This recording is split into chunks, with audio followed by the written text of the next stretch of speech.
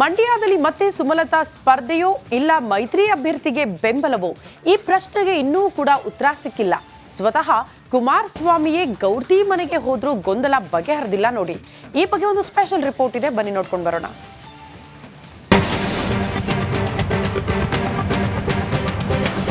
ದೇಶ ಮತ್ತೊಂದು ಸಾರ್ವತ್ರಿಕ ಚುನಾವಣೆಗೆ ಸಜ್ಜಾಗಿದೆ.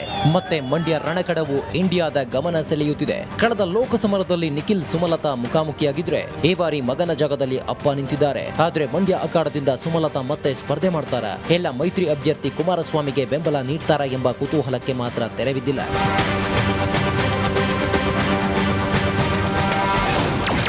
ಸುಮಲತಾ ಲೋಕ ಸ್ಪರ್ಧೆ ಇನ್ನೂ ಸಸ್ಪೆನ್ಸ್. ಏಪ್ರಿಲ್ 3ರಂದೇ ಮಂಡ್ಯ ಸಂಸದೆಯ ಗುಟ್ಟು ರಟ್ಟು.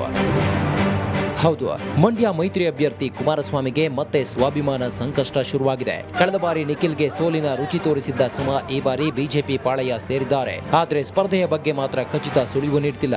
ಈ ಕಾರಣದಿಂದಲೇ ಇಂದು ಸ್ವತಃ ಕುಮಾರಸ್ವಾಮಿಯೇ ಬೆಂಗಳೂರಿನ ಸುಮಲತಾ ಅಂಬರೀಶ್ ಮನೆಗೆ ಭೇಟಿ ನೀಡಿದ್ರು. ಹಳೆಯದ್ದು ಮರೆತು ಬಿಡಿ, ಈ ಬಾರಿ ಚುನಾವಣೆಯಲ್ಲಿ ನನ್ನ ಬೆಂಬಲಿಸಿ ಎಂದು ಮನವಿ ಮಾಡಿದ್ರು. ನಾಮಪತ್ರ ಸಲ್ಲಿಸಬೇಕಾಗಿದೆ, ಅವರ ಸಹಕಾರ ಕೊಡ್ಲಿಕ್ಕೆ ಬಂದಿದ್ದೇನೆ. 3ನೇ ತಾರೀಕು ಅವರ ಕಾರ್ಯಕರ್ತರುಗಳ ಜೊತೆ ಚರ್ಚೆ ಮಾಡ್ತಾ ಇದ್ದಾರೆ, ಅವರ ಅಭಿಪ್ರಾಯಗಳನ್ನು ಪಡಿತಾ ಇದ್ದಾರೆ.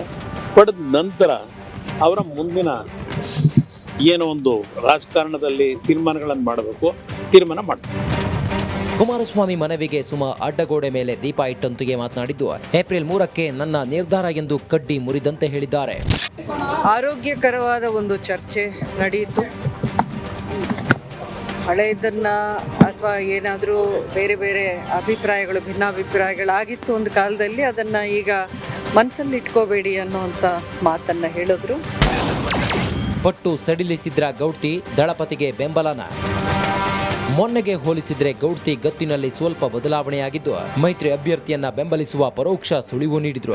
ಒಂದೊಂದು ಟೈಮಲ್ಲಿ, ಸಂದರ್ಭದಲ್ಲಿ ಈ ರೀತಿ ಆಗತ್ತೆ. ಒಂದು ಹಿನ್ನಡೆ ಅಂದರೆ ಒಂದು ರೋಡಲ್ಲಿ ನಾವು ಹೋಗಬೇಕಾದ್ರೆ ಒಂದು ಹಲವಾರು ಕಡೆ ಸ್ಪೀಡ್ ಬ್ರೇಕರು ಹಂಪು ಬರುತ್ತೆ. ಆ ಗಾಡಿ ಸ್ವಲ್ಪ ಸ್ಲೋ ಆಗುತ್ತೆ, ಮೆತ್ತಗೆ ಹಂಪನ್ನು ನಾವು ದಾಟಬೇಕು, ಆಮೇಲೆ ಮತ್ತೆ ಸ್ಪೀಡಾಗಿ ಹೋಗಬೇಕು. ನಾನು ಇದನ್ನು ಅದೇ ಥರ ನೋಡ್ತಾ ಇದ್ದೀನಿ. ಏನು ಡಿಕೆ ಶಿವಕುಮಾರ್ ವಿರುದ್ಧವೂ ಸಿಡಿದ ರೆಬಲ್ ಲೇಡಿ, ವಿಷದ ರಾಜಕೀಯ ಬೇಡ ಎಂದು ಟಕ್ಕರ್ ನೀಡಿದ್ರು. ಹಾಗಾದ್ರೆ ಅಂಬರೀಷ್ ಅವರ ಕುಟುಂಬ ನಿಮ್ಗೆ ಏನು ಮಾಡಿದೆ? ನಾವೇನಾದರೂ ತಪ್ಪು ಮಾಡಿದ್ವಾ? ನಾವೇನಾದರೂ ದ್ರೋಹ ಮಾಡಿದ್ವಾ ಕಾಂಗ್ರೆಸ್ಗೂ ಅಥವಾ ಡಿ ಕೆ ಶಿವಕುಮಾರ್ ಅವ್ರಿಗೂ? ನಾವೇನಾದರೂ ವಿಷ ಹಾಕ್ತಿದ್ವಾ? ಇಲ್ಲ ತಾನೆ.